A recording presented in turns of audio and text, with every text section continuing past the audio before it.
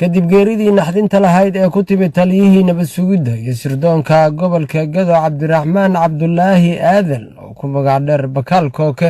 ayaa waxaa ka tacsiyeeyay saraakiisha ciidamada qalabka sida military police iyo nabad sugidda ku sugan degmada Garbahaare ee xarunta gobolka Gado oo uu ugu sareeyo taliyaha guutada gaashaanle sare Warfaa Sheekh Aadan Faroole. saraakiisha tacsida tiraysay dhammaantood ayaa waxaa isku raaceen in uu taliya Bakaal ahaa shakhsi u wanaagsan gobolka Gado, waxaana ugu horeyn goobta ka hadlay laba xidigle Maxamed Jaamac Gaaciye Aabi oo ah taliyaha saldhigga degmada Garbahaare iyo sidoo kale Cabdiraxmaan Maxamed Yalaxow waa taliyaha nabad sugidda iyo sirdoonka degmada Garbahaare. inna lillahi wa inna ilayhi raaji'uun inna lillahi wa inna ilayhi raaji'uun meeshan waxaan tacsiid tiiraan looga direynaa dhammaan ciidamada qalabka sida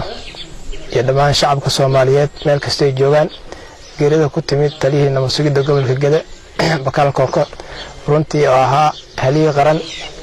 ee saaka baxay kullu nafsin daaqatul mawd wa naf walba geerida way dhadhaminaysaa. waxaan leenahay Ilaahay subhanahu wa ta'ala ha u naxariisto jannada firdawsa Allah ka waraabiyo. gacanka xaq daran baa dishay maalmahan wuxuu safar shaqo u joogay degmada Luuq asagoo saaka oo aanbabaxay aroortii hore oo aanbabaxay degmada Doolow ayaa waxaa la kacay qarax halkaas ayuu ku dhintay. waxaan leenahay marka samir iimaan Allah naga siiyo dhammaan eheladii iyo qaraabadii iyo xaasaskii caruurtiisana samir iimaan Allah ka siiyo dhammaan mas'uuliyiinta gobolka Gado gaar ahaan shacabka Soomaaliyeed meel kasta ay joogaan samir iimaan Allah naga siiyo. asagana waxaan leenahay jannada firdawsa Ilaahay subhanahu wa ta'ala ha ugu bishaareeyo. intaas ka bacdi waxaan rabnaa inaan la wadaagno dhammaan howlaha shaqo ragga waday ee mas'uuliyiinta ahaa heer gobol iyo heer degmo inaan maxaan ku raacday nimankan arxalawayaasha meel walba taagan ee runtii ugu soo aruurtay inay meel geliyaan ma ogi ciidamada qalabka sida geesiyaasha hor istaagi karin ee dhagar qabayaasha ah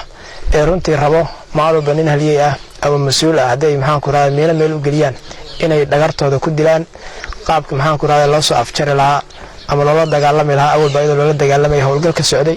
inaan howlgalkii shaqada si laba jibaarno. alxamdulillaah wa sanaa lillahi wa salaatu wa salaamu ala rasuulillahi sallallahu alayhi wa sallam ama ba'da.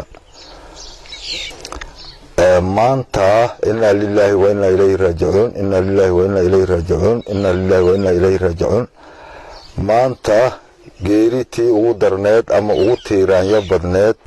ayaa ka dhacday gobolka Gado. intaas dad waa dhiman jiray waana la dhiman doonaa kullu nafsin daaqatul mawd naf kasta geerida way dhadhamini laakiin waa kala xanuun badan tahay waa la tabi doonaa. Soomaaliya dhan yuutiirkaas ka baxay oo wada tabi doonto gaar ahaan gobolka Gadana ugu sii jira haday military tahay haday police tahay haday nabad sugid tahay haday dadweynaha tahay balad iyo baadiyaba tiir taagnaa oo ummadoo dhan u taagnaa weeye. ilaahaygi samaystay ee marka horeba qalqay ayaa haddana oofsaday gacanka xaq daran baa dishay. ilaahay idimkii jannadii firdawsa ahayd ilaahay ha ka waraabiyo ilaahay idimkiis asaga awoodda iskale. waxaan ugu tacsiyeynaynaa caruurtiisii xaasaskiisii aabihii hooyadii walaalihii ehelkiisii iyo dhammaan ummadda Soomaaliyeed gaar ahaan gobolka Gado cid kasta oo degan ciidamada qalabka sida dhammaantood iyo shacabkaba geeridaas xanuunka badan waa ka tacsiyeynaynaa. ilaahay idinkiis jannadii firdawseedna Allah ka waraabiyo. nimanka qawaariijta ee talagalkooda wax badan bay raadsadeen amaba ay raadin hayaan waa cadow dalka iyo dadka iyo diintaba cadow ku soo kacay weeye. haddee markii horeba waa lala dagaalahayay haddana dagaalkii asaga ahay waa loo ari haddii nafta aan qabno oo ilaahay raalli ka noqdo ama waa ku dhamaan doonaa ama waa u aari doonaa. gadaashiin nabad inay ku ladaan waa habeenkii xalay ahaayoo tagay. gabagabadii ayaa waxaa taariikhdiisa halgameed warbixin kooban ka bixiyey taliyaha guutada 10aad qaybta 43aad gaashaanle sare Warfaa Sheekh Aadan Faroole. raaji'uun dhammaan waa la dhimanayaa qof walba ajashiisu ma dhaafayo ajal baan loo dhimanayaa. taas waa intaas malkumowdkiin baa ku soo xaadiray walaalkeen halgamaa Cabdiraxmaan Cabdulaahi Aadan Bakaal Kooke waxaan halkaan rabaa inaan ka sheego taariikh nololeedkii intii aan ka bartay gobolkan Gedo waxaan iskala shaqaynaynay dhowr intaasoo sanaan iskala shaqaynaynay asagoo xil haya iyo asagoo xil hayn markuusa xilka hayna wuu u shaqaynayay intuu xilka hayana wuu u shaqaynayay shaqooyin badan buu ka qabtay oo xagga amniga xagga horumarinta isdhexgalka arrimo badan buu ka qaban jiray arrimahaas ayagaan ajirin allaha ka siiyo wuxuu u soo halgamay gobolka buu u soo halgamay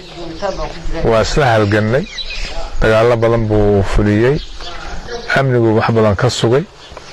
waxyaalo badan oo gobolka baahidiisa iyo horumarkiisa intaba wuu ka shaqayn jiray allaha u naxariisto taas markaan intaas uga gudbo waxaan rabaa inaan halkaa uga tacsiyeeyo ummadda Soomaaliyeed gaar ahaan ciidamada qalabka sida kasii gaar ahaan gobolka Gedo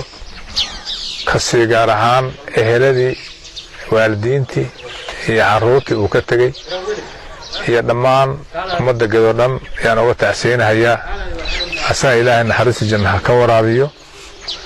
qof kastana wuu dhimanayaa taas waa intaas waxaan kaloo rabaa halkaan ka sheegaynaa argagixisada waa nafbax weeye qawaariishu waa nafbax kawaladii xagga hadda maartay jab badan baa ku gaaray waa la soo wadaa gobolladana inay sugaan ma ahan waa in laga howlgalo si la soo celcelin lahaa looga saari lahaa ummadda Soomaaliyeed fayraskan ku dhacay oo dhex fadhiya intii badan hadda waa laga saaray insha Allah inta dhimanna waanu ku talagalaynaa waana ka saari doonaa haddii alla idno samir iyo imaan ummadda Allah ka siiyo annagoo samir imaan Allah naga siiyo eheladiina samir imaan Allah ka siiyo halgamaan naga baxay buu ahaa waana la dagaalamayaa insha Allah la farin macadowga laguma sugo guurigaada warsame xaaji faarax warbaahinta codka ciidamada degmada Garbahaare ee xarunta gobolka Gedo.